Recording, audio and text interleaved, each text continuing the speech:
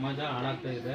ಮತ್ತೆ ಇವತ್ತಿನ ಯುವಕರು ಕೂಡ ಇದಕ್ಕೆ ಅಡಿಕ್ಟ್ ಆಗ್ತಾ ಇದ್ದಾರೆ. ಈಗ ಉದಾಹರಣೆಗೆ ಗಾಂಜಾ ಸೇವನೆ ಮಾಡ್ತಾ ಇದ್ದಾರೆ, ಮದ್ಯಪಾನ ಸೇವನೆ ಮಾಡ್ತಾ ಇದ್ದಾರೆ, ಬೀಡಿ ಸಿಗರೇಟ್ ಎಲ್ಲ ನೀರನ್ನ ಗೊತ್ತಿಗೆ ಪ್ರಾರಂಭ ಆಗ್ತಾ ಇರೋದ್ರಿಂದ ಇದರಿಂದ ಆಗ್ತಕ್ಕಂಥ ದುಷ್ಪರಿಣಾಮ ಏನು ಅನ್ನೋದನ್ನ ಯುವ ಪೀಳಿಗೆಗೆ ತಿಳಿಸ್ಕೊಡ್ತಕ್ಕಂಥದ್ದು ಸಂಘ ಸಂಸ್ಥೆಗಳಾಗ್ಬೋದು, ನಮ್ಮ ಶಾಲೆ ಕಾಲೇಜುಗಳ ಮೂಲಕ ಇದ್ರ ಅರಿವನ್ನ ಮೂಡಿಸಿದಾಗ ಈಗ ಮಾಡ್ತಕ್ಕಂಥವ್ರಿಗೆ ಹೇಳಿದಾಗ ಅದು ಗೊತ್ತಾಗಲ್ಲ.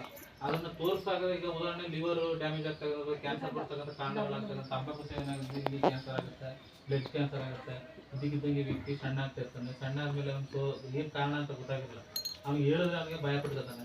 ಇಂಥ ಚಿತ್ರಗಳ ಮೂಲಕ ಸಾಮೂಹಿಕವಾಗಿ ವ್ಯಕ್ತಪಡಿಸಿದಾಗ ಅಂತಂತ ಬಿಡ್ತಕ್ಕಂಥ ನೀರನ್ನ 2025-26ನೇ ಸಾಲಿನ ಕೇಂದ್ರ ಸರ್ಕಾರದನ್ನ ರದ್ದು ಮಾಡ್ಬೇಕು ಅಂತಕ್ಕಂಥ ಕಾನ್ಸೆಪ್ಟ್ ಕಾರ್ಯಕ್ರಮ ಮಾಡಿದ್ದಾರೆ.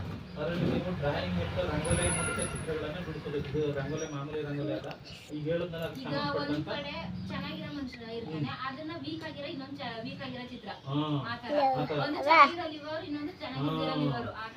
ಈಗ ಅದು ಹಣ ಮದ್ಯಪಾನದಿಂದ ಆಗುವ ಹಾನಿಕಾರಕ ಘಟನೆ ಅಂತ ಇದ್ದಾಗ ಸೇವನೆ ಮಾಡೋದಕ್ಕೆ ಆ ಥರದ ಒಂದು ಚಿತ್ರ, ಇಲ್ಲಾಂದ್ರೆ ಪ್ರಬಂಧ ಸ್ಪರ್ಧೆ, ಮತ್ತೆ ಮಾತಾಡ್ತಕ್ಕಂಥವ್ರಿಗೆ ಅನಾಹುತ ಆಗುತ್ತೆ ಅನ್ನೋದನ್ನ ಮಾತಾಡೋದು. ಇಷ್ಟು ಮಾಡಿದ್ರೆ ನಾವು ಜಾಗೃತಿ ಮೂಡಿಸ್ರೆ ಈಗ ನೀವು ತಂಬಾಕು ಹಾಕ್ತಾವ್ರೆ, ನೀವು ಹಾಕತ್ತೀವಿ, ನಾವು ಹಾಕತ್ತೀವಿ, ನಾವೇನು ಜಾಗೃತಿ ಮೂಡಿಸ್ತಾ ಇದ್ವಿ. ಬಟ್ ಅದು ಮಾಡಿದಾಗ ನಾವೇನ್ ಮಾಡ್ತೇವೆ, ಅಯ್ಯೋ ದೇಶ ಏನ್ ಮಾಡ್ತದೆ, ನಾನೇನ್ ಮಾಡಕತ್ತ ಬಿಡು ಅನ್ನೋದು. ನಾನ್ ಮಾಡಿದ್ರೆ ನಾನು ಬದಲಾವಣೆ ಆದ್ರೆ ಮನೆಯವರು ಯಾರೋ ಒಬ್ರು ಬದಲಾದ್ರೆ ಪಕ್ಕದ ಮನೆಯವ್ರು ಬದಲಾಯ್ತಾರೆ ಚಾನ್ಸ್ ಇತ್ತು.